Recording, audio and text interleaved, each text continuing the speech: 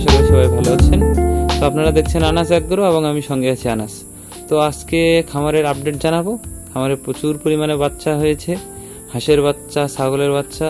তো আমাদের 10টি থেকে শুরু করে আজ 25টি ছাগল হয়ে গেছে। হাঁসের 10টি হাঁস এবং 2টি ছেলে চীনা হাঁস থেকে শুরু করে আজ আমাদের 55 থেকে 60টি চীনা হাঁস হয়ে গেছে। তো আজকে আমি তাদেরই খোঁজ খবর জানাবো আপনাদের, যে কেমন আছে তারা, কি অবস্থা। তো এখানে দেখতে পাচ্ছেন ছাগলগুলি খাদ্য খাচ্ছে তাদের। এটি হচ্ছে তাদের দুপুরের খাবার। তাদের ঘাস দেওয়া হয়েছে গমের ভুসির সাথে। আর চীনা হাঁসের জন্য আমরা নিয়ে এসেছি ভাত দিচ্ছি, কারণ গরমের দিনে অনেক গরম, আপনারা জানেন। গরমের কারণে আমি ফিডটা একটু অফ রেখেছি। অতিরিক্ত পুষ্টির খাবার এখন ফিডটা না দেয়াই ভালো, ওদের হিট স্ট্রোক হয়ে যায়। তবে ফিড দেই না বলতে না, দেই, কম পরিমাণে দেই। এটা যদি অভ্যস্ত হয়ে যায় তাহলে এটাই রেখে দিব। এই ছাগলগুলো এসে ডিস্টার্ব করে দিল, এদের খাবারে ভাগ বসিয়ে দিল।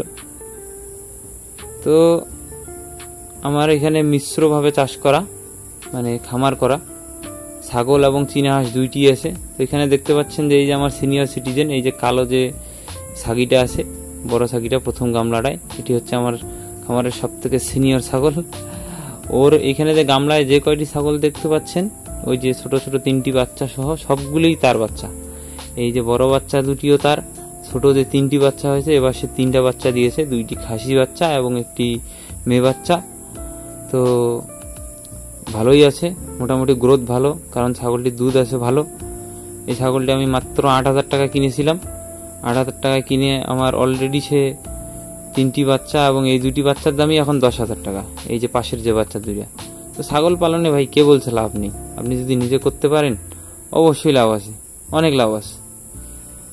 তো অবশ্যই নিজে করতে হবে এবং বুঝতে হবে জিনিসটা, চিকিৎসা বুঝতে হবে, খাদ্য ব্যবস্থা বুঝতে হবে, ভ্যাকসিনেশন বুঝতে হবে, কখন কি করতে হয়, যেমন আপনার কৃমিনাশকটা কিভাবে করতে হয় এগুলো বুঝতে হবে। তারপর প্রাথমিক যে চিকিৎসাগুলা, গ্যাস হয়ে যাওয়া, জ্বর আসা, তারপরে আরো অনেক কিছু।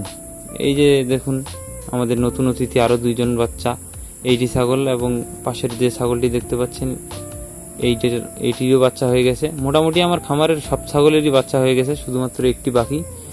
এখন দেখছেন চীনা হাঁসের বাচ্চাগুলি।